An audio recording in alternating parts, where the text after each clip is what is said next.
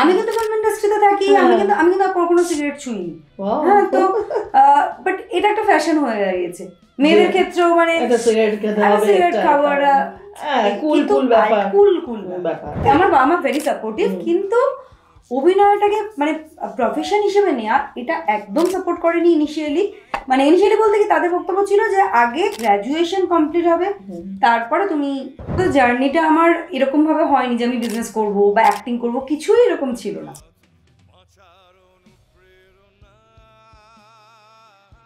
Cup of chai with Orunima, a cup of chai with Orunima, a cup of chai with Orunima, a cup of chai with Orunima, a cup of chai with Orunima. নমস্কার, আমি অরুণিমা আবার চলে এসেছি তোমাদের সামনে। এই cup of cha with Arunima, ব্যাপারটা কিরকম না? Cup of cha with Arunima. আজকে কাপ অফ চা উইথ অরুণিমাতে কি দেখায়, কি শোকেস করি? Success story. মানুষের সাকসেস স্টোরি শোকেস করাটা একটা আমার প্যাশন, এবং আমাদের মূল লক্ষ্য এবং উপলক্ষ্য দুটোই to motivate people, to inspire people. In that way আজকে আমার স্টুডিও আলো করে যিনি আছেন, dimple queen of Tollywood, none other than অভিনেত্রী এবং as well as entrepreneur, business entrepreneur I mean, এবং একটা বিজনেস অর্গানাইজেশন হেড করছো, রাইট? তো one and only Payel Mukherjee. নমস্কার। Thank you so much Payel, thank you, তুমি সময় বার করে আমার স্টুডিওতে এসেছো, আমাকে ডাকার জন্য। Thank you, it's my pleasure. আজকে কাপ অফ চায়ের এপিসোডে আমরা দেখে নেব অভিনেত্রী এবং বিজনেস ওম্যান। আমরা জেনারেলি জেনে থাকি অভিনেত্রীরা অভিনয় করেই টাইম পান না, কিন্তু এই অভিনেত্রী ভেরি স্পেশাল টু মি এবং সকলের জন্য, বিকজ একাধারে বিজনেস সামলাচ্ছেন, একাধারে অভিনয় সামলাচ্ছেন, এবং অনেকগুলো এরিয়াতে, নট অনলি ইন বেঙ্গল, উনি Tamil, Telugu, Mumbai, Bangladesh, wherever, everywhere, right? তো সুতরাং আমরা পায়েলের মুখ থেকেই শুনে নিই পায়েলের সাকসেস স্টোরি ইন ওয়ান ওয়ার্ডস। চলো। অ্যাকচুয়ালি কি বলতো, জার্নিটা আমার এরকম ভাবে হয়নি যে আমি বিজনেস করব বা অ্যাক্টিং করব, কিছুই এরকম ছিল না। মানে অভিনয় ফ্যামিলি থেকেও না, ফ্যামিলি থেকে নয়, পাতি মানে একদম মিডিওকার বাঙালি ফ্যামিলিতে যেটা হয় যে পড়াশুনো করে যাও। সো আমি একাডেমিক্স থেকে আসা মেয়ে, আমি এমফর্ম করি, একটি কলেজে অধ্যাপনাও করি। হ্যাঁ, তো মাস্টার্স যখন করি তখন থেকে একটু অভিনয় শুরু করি, কারণ বাবা বলেছিল পড়াশুনো শেষ করে যা করার করো। তার মানে তুমি একটা টাইমে একাডেমিশিয়ানও ছিলে? হ্যাঁ, ছিলাম। তো সেখান থেকে অভিনয় আসা, তারপরে তো অভিনয়টা, বিকজ আমি একজন ক্লাসিক্যাল ডান্সারও, তো কত্থক ডান্সার, তো সেখান থেকেই অভিনয়ের প্রতি ওই প্যাশনটা তৈরি হয়। এবং তারপরে অ্যাক্টিং করা, এবং অ্যাক্টিং করতে গিয়ে মানে আর্টিস্টদের যেটা হয় তারা ভীষণ এক্সপ্লোর করতে ভালোবাসে। তো সেখান থেকে আমার আরো বিভিন্ন ইন্ডাস্ট্রিতে এবং সাউথ ইন্ডাস্ট্রিতে, ওটা তো কাজের অভিজ্ঞতা আমি বলছি, ওটা আলাদা লেভেলের, দুর্দান্ত। তার সাথে হিন্দি বলো বা সেই ভাষাগুলোকে শেখা, সেগুলোকে রপ্ত করা, সেগুলোও চলেছিল। এবং কোভিডের সময় কোথাও একটা, দেখো আমাদের ইন্ডাস্ট্রি কিন্তু ভীষণ একটা মানে ইনসিকিউর একটা জায়গা। আজকে কাজ আছে, আজকে হয়তো আমি মানে সময় পাচ্ছি না, মানে কথা বলার সময় পাচ্ছি না বাড়িতে, কালকে হতে পারে কিন্তু আমার কাছে হঠাৎ কাজগুলো অফ হয়ে গেল। হ্যাঁ, এরকম হয়ে থাকে। তো সেখান থেকে আমার মনে হয়েছিল যে যদি কিছু প্যারালালি করতে পারি, তো কোভিডের সময় তখন থেকে আমার ব্যবসা শুরু করা। এবং যেহেতু আমি মেডিকেল ব্যাকগ্রাউন্ডের মেয়ে, তো আমি মেডিকেল আমার হেলথ কেয়ার শুরু করি, এবং তারপরে সেটা চলতে থাকে, এবং পরবর্তীকালে সেটা চলছে। এবং পরবর্তীকালে যেটা আমার সব থেকে ভালো লাগে, যে এমপ্লয়মেন্ট জেনারেশন। এখন আমাকে সিরিয়াসলি আমার বাড়ি থেকে যখন ধরো বলে, বাবা মা তো সবসময় বলে থাকে যে সবার বাবা মাই বলে যে বিয়ে থা বা ইত্যাদি, আমার কাছে না এখন নিজের ফ্যামিলির আগে আমার মুখের দিকে তাকিয়ে যে 50টা ফ্যামিলি রয়েছে তাদের কথা সবার আগে মাথায় আসে। Thank you. কিন্তু সেটাও এখন একটা প্যাশন হয়ে দাঁড়িয়েছে। তো আমার লাইফে না এরকম প্যাশন, ভালো লাগাটা হতে থাকে, চেঞ্জও হতে থাকে। চেঞ্জ বলবো না, মানে যেটাকে আমি ভালোবাসি আমি সেটা করতে থাকি। খুব ভালো। মানে যখন অভিনয় করবে বলে ভেবেছিলে, নাচ করতে করতে তোমার যে প্যাশনটা তৈরি হয়েছিল, বাড়ি থেকে কিরকম সাপোর্ট পেয়েছিলে? না, নট এক্স্যাক্টলি। আমার বাবা মা ভেরি সাপোর্টিভ, কিন্তু অভিনয়টাকে মানে প্রফেশন হিসেবে নেওয়া এটা একদম সাপোর্ট করেনি ইনিশিয়ালি। মানে ইনিশিয়ালি বলতে কি তাদের বক্তব্য ছিল যে আগে গ্র্যাজুয়েশন কমপ্লিট হবে, তারপরে তুমি অন্য কিছু, তারপরে দেখা যাবে, ইটস লাইক। তো আমি আমার বিফর্ম কমপ্লিট করি, দেন তারপরে গেট কোয়ালিফাই করি, এমফর্ম করি, ফার্মাকোলজি মাস্টার্স। সো তখন আর কি বাড়িতে একটু বলি, তারপরে আমি ওয়ার্কশপ শুরু করি, থিয়েটার অল্প বিস্তার করতাম যেহেতু আমি নাচের মেয়ে, তো তখন সেগুলো করি, তখন বাবা আর কিছু বলে। বাহ, তখন দেখেছে মেশ তো, হ্যাঁ তখন অলরেডি আমার কাছে জবের অ্যাপয়েন্টমেন্ট লেটার পড়ে রয়েছে, বা আমি অলরেডি, তো সেই জায়গা থেকে বাড়ি থেকে আর কিছু। কি ভালো লাগে যখন আজকে আমাদের পডকাস্টে আমার যখন মনে হয় যে সাকসেসফুল মানুষগুলোর একটা কি সুন্দর গোছানো, মানে হার্ড ওয়ার্ক, কতখানি হার্ড ওয়ার্ক। তোমরা যারা দেখছো তারা অবশ্যই বুঝতে পারছো একজন অভিনেত্রীর কত হার্ড। আমি এখানে একটা কথা বলবো, অনেক ক্ষেত্রে আমি শুনে থাকি যে বলে যে তুমি এত পড়াশোনা করে আর্টিস্ট মানে অ্যাক্টিং করতে এসেছো, আমার একটা ভীষণই মানে বোকা লাগে। মানে পড়াশোনাটা তো সবার জন্য দরকার, এবং এটা কে বলেছে যে আমাদের আর্টিস্টদের কিন্তু প্রচুর পড়তে হবে। দেখো এডুকেশন মানে কিন্তু শুধু ডিগ্রি নয়, একটা ক্যারেক্টারকে রিপ্রেজেন্ট করা বা সেটাকে একটা এত পড়াশোনা করতে হয়। হ্যাঁ, পড়াশোনা না করলে কখনোই সেটাকে রিপ্রেজেন্ট করা যায় না বা সেভাবে ভাবা যায় না। তো এটা হয়তো ডিগ্রিটা হয়তো সে কাজের প্রেসারে করতে পারেনি, কিন্তু এটা ভীষণ একটা ফানি ওয়ার্ড লাগে আমার কাছে। যে আর তোমরা যারা দেখছো তারা কিন্তু কখনোই ভেবো না যে আর কিছু পারলো না মানে অভিনয় করা, এটা লোকের কিন্তু বদ্ধমূল ধারণা। মানে ক্যামেরার সামনে একটা চরিত্রকে প্লে করা, হ্যাঁ চরিত্র, মানে কি বলবো, এগুলো মাইন্ড ব্লকেজ মানুষের। তো যাই হোক, মাইন্ড ব্লকেজটা রাখবেন না। বুঝতে পারছেন একজন মাস্টার্স করা একজন একাডেমিশিয়ান থেকে আজকে সে বিজনেস মোমেন্ট, সাথে সাথে এগুলো প্যাশন থেকে আসে। মানুষ যখন হার্ডওয়ার্ক এবং প্যাশনেটলি হার্ডওয়ার্কটা করে তখন ইট রিফ্লেক্টস। আজকে পায়েলের কার্ডে সেটা রিফ্লেক্ট করছেন এভরিওয়ে, রাইট? সুতরাং একটা জানার জন্য যেটা, পায়েল আজকে এতদিন তুমি ফিল্ম ইন্ডাস্ট্রিতে আছো, মোটামুটি 7-8 বছরের উপর হয়ে গেল, এতগুলো জনারে কাজ করেছো, বাংলাদেশ এবং তামিল, তেলেগু ভাষায়, হিন্দিতে করেছো।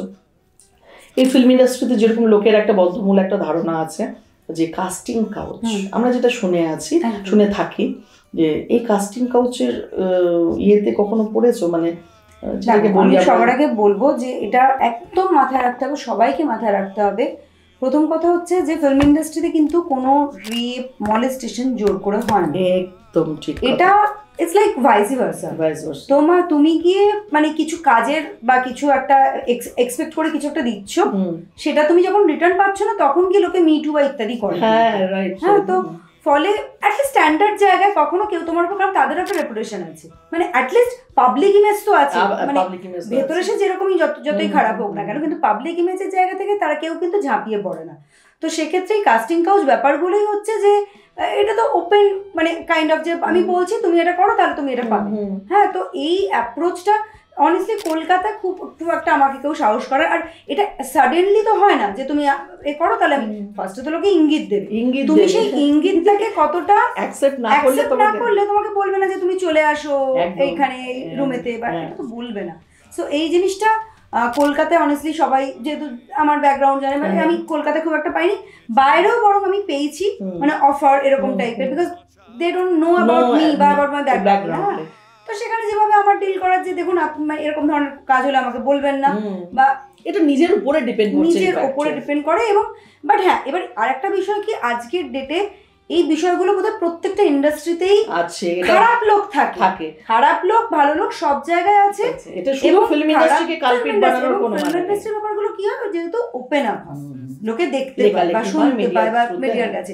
আর বাট ওই যে মি টু নামক যে একটা আন্দোলন শুরু হয়েছিল, আমি এটার এগেনস্ট, কারণ আমার তুমি একটা সিঙ্গেল কেস দেখবে না সেখানে যেখানে কিনা ঘটনাটা ঘটার পরের দিন কি বা সেই দিন রাত্রিবেলা গিয়ে কোন রকম সেটাকে নিয়ে টুইট, মানে সে ফিডব্যাক পায়নি, সে 6 মাস 1 বছর 4 বছর বাদে গিয়ে বলছে আমার সাথে না এটা হয়েছে। কেন তুমি তৎক্ষণাৎ বলো, তখন বলো।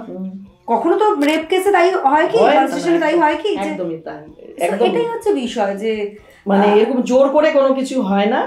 মানে তুমি যদি ঠিক থাকো, মানে পায়েলের এক কথায় বক্তব্য, তুমি যদি নিজে ভালো তো জগৎ ভালো, দ্যাটস ইট।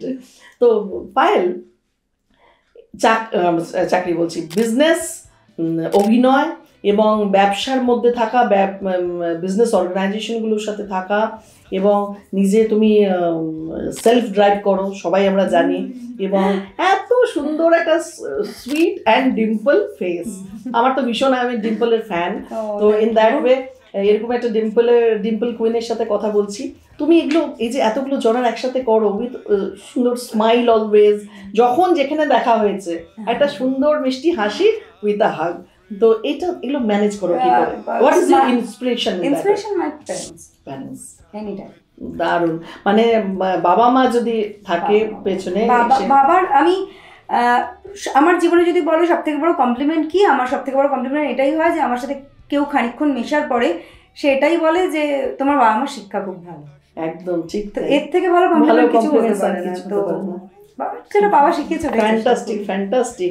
আমি যত কথা বলছি পায়েলের সাথে আমিও নিজে একটু আপ্লুত অভিভূত হচ্ছি যে সবসময় আমরা দূর থেকে দেখো তোমরা যে ফিল্ম স্টার সেলিব্রিটিস, কিন্তু সেই সেলিব্রিটিরা কতখানি ডাউন টু আর্থ হয়, তারা মা বাবাকে কতখানি প্রাধান্য দেয়। আমরা অনেকেই দেখি যে মা বাবাকে ফোকাসে আনে না, কিন্তু পায়েলের প্রত্যেকটা কথা দিয়ে ঝরছে parents is the inspiration. Very nice very nice. Payel, upcoming কি আসছে তোমার? আপকামিং আমি লাস্ট একটা সিরিজ শেষ করলাম বম্বেতে, সেটা Jitu Arora director, Bodhitree production, big house বম্বেতে, সেটা রিলিজ আছে। সাউথও তেলেগুতেও দুটো ছবি রিলিজ আছে, বিকজ আমি না কোভিডের পর থেকে ম্যাক্সিমাম সাউথেই কাজ করেছি। কলকাতায় লাস্ট আমার 5 নম্বর স্বপ্নময় লেন রিলিজ ছিল মানসী সিনহার, আরও একটা দুটো প্রজেক্ট আসছে, জি5 এর একটা প্রজেক্ট চলছে এখন আর কি। তো অনেকগুলো রিলিজ আছে সামনে। একটা জিও হটস্টার একটা রিলিজ আছে অন্তর্যুদ্ধ, আরিয়া বাব্বার হিরো, ওটাতে আমার। আচ্ছা ভেরি নাইস, অনেকগুলো কাজ হয়ে গেছে এর মধ্যে, তো অনেকগুলো কাজ সামনে আসছে, তোমরা দেখতে পাবে পায়েলের।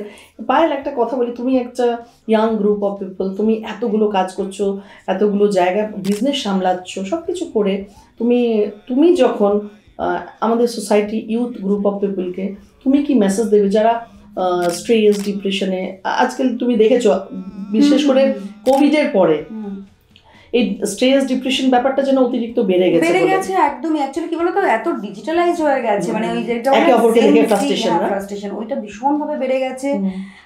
ড্রাগস বলো বা বিভিন্ন রকমের মানে নেশা, সেগুলো এত বেড়ে গেছে, মানে খুবই খারাপ লাগে। এবং গিভ আপ করে দেওয়ার পর যেন এগুলো বেশি হচ্ছে, কোনো ইন্ডাস্ট্রিতে গিভ আপ করে দিচ্ছে। সামটাইমস তো এটা একটা ফ্যাশন হয়ে দাঁড়িয়েছে।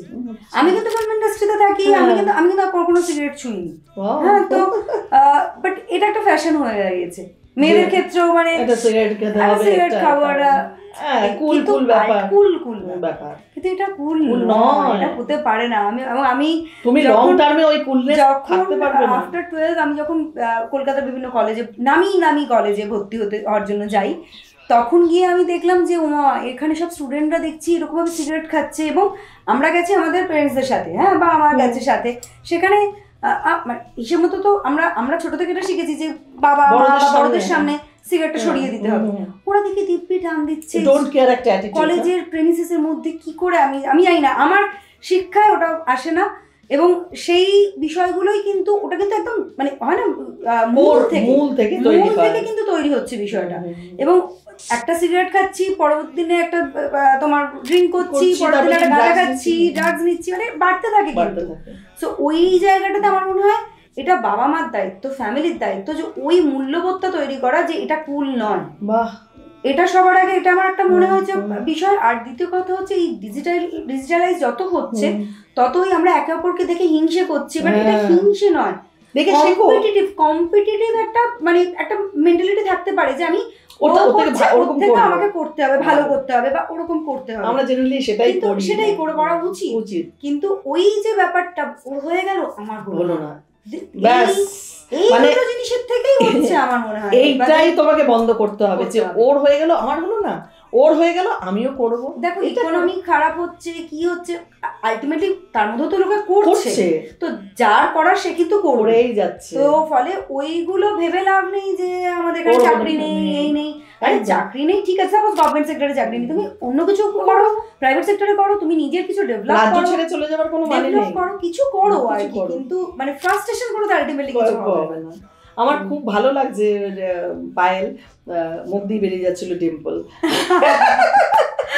মানে তোমরা যারা দেখো যে মানুষ কেন পজিটিভ থাকে, পজিটিভিটি অ্যাট্রাক্টস পজিটিভিটি।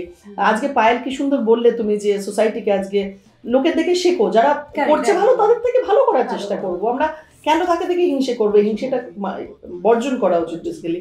আর ইউথ যেখানে ইউথ বলবো না, সবার মধ্যে একটা চারিদিকে কেমন একটা যেন এই যে তুমি যেটা বললে জিলাসি অ্যান্ড অন্য কেন ভালো হবে, ক্রাইম বেড়ে গেছে, ক্রাইম মানে একটুতেই ক্রাইম হয়ে যাচ্ছে, হাজবেন্ড ওয়াইফ একে অপরকে মেরে দিচ্ছে, এগুলো কোনো ব্যাপার না। মারবে কেন তোমাদের পছন্দ হচ্ছে না, আলাদা হয়ে যাও, ডিভোর্স বলে তো একটা বিষয় আছে, মেরে কেন দেবে, মানে আমিও বুঝি না গো এগুলো সত্যি, মানে এগুলো হজম করা যায় না, ঘোর কলি, রাইট? তো তুমি এই সোসাইটিকে আমরা দিনে দিনে রাতারাতি চেঞ্জ করতে পারি না, কিন্তু আমরা নিজেরা যেটুকু অ্যাবজর্ব করি বা আমরা যেটুকু জানি দিতে পারি তো সোসাইটিকে।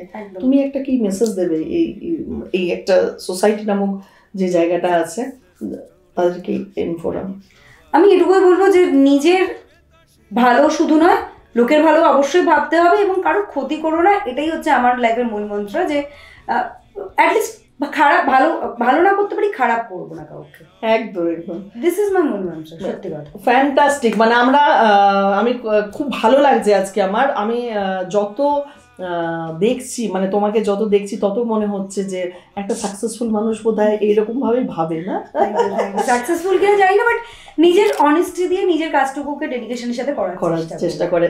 তো বন্ধুরা, পায়েলের কাছ থেকে তোমরা যা দেখলে শুনলে ওর আপকামিং কত কাজ আসছে এবং তা সত্ত্বেও কি সুন্দর গুছিয়ে সবকিছু করে এবং উত্তরগুলো কি সুন্দর, মানে I am really so happy for that.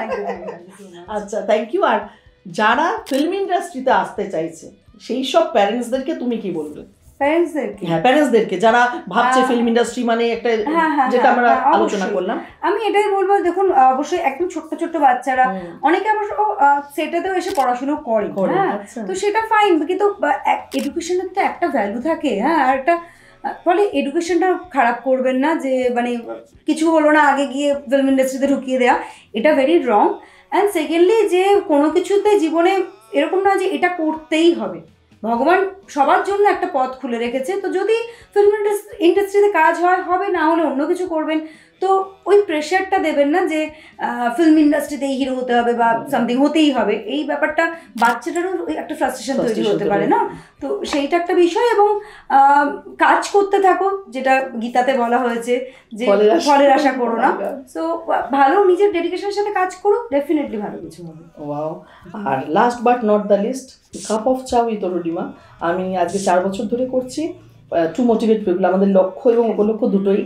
তোমার সাকসেস স্টোরিটা আজকে শোকেস হচ্ছে এখানে, মানে লোকে যারা জানে না তোমাকে, মানে তার মানে পেছনের যে হার্ড ওয়ার্ক এবং প্যাশনেটটা থাকে সেটা লোকে জানে না। সেলিব্রিটিদেরকে তো সবাই জানে, চেনে তোমাদের মতো। তো তুমি কাপ অফ চা উইথ অরুণিমাকে এই প্রোগ্রামটাকে কত মার্কস দেবে? 10 out of 10? 10 out of 10 এখানে। হ্যাঁ, why should I cut a mark? Because absolutely মানুষকে ইন্সপায়ার করার জন্য পজিটিভিটির একটা প্রোগ্রাম, তো এটা তো সেই আমি নাম পড়া উচিত না, কফি উইথ সামথিং, যেখানে কিনা সারাক্ষণ লোককে পিঞ্চ করা হচ্ছে, এক্স্যাক্টলি। তো এটা একটা কমপ্লিট পজিটিভ প্রোগ্রাম, তো এটাকে তো 10 out of 10। Oh my God, আরেকবার তালি হয়ে যাক, ক্ল্যাপ ক্ল্যাপ ক্ল্যাপ। আমরা অনুষ্ঠানের শেষে চলে এসেছি, মনে হচ্ছে না গল্পটা থামায়, কেন পায়েলের সাথে যত কথা বলছি মনে হচ্ছে আরো বলে যায়, কিন্তু আমাদের থামতে হবে। একটা গান বা কবিতা কিছু একটা ভালো লাগে। আমি গায়িকা নই, কিন্তু তোমাকে আমি জানি তুমি ভালো গান গাও। বাবা, আমি গান গাই না, তুমি চলো একসাথে করি। হ্যাঁ, একসাথে একটা হয়ে যায়। চলো। চলতে চলতে मेरे ये गीत याद रखना, कभी अलविदा ना कहना, कभी अलविदा ना कहना। সবাই খুব ভালো থাকো, পজিটিভ থাকো। নমস্কার। এডিটিং নেই কোনো গল্পের মাঝে, শুনে নাও তুমিও লাগবে কাজে, বাঁচার অনুপ্রেরণা। Cup of cha with Arunima, cup of cha with Arunima, cup of cha with Arunima, cup of cha with Orunima. A cup of cha with Orunima.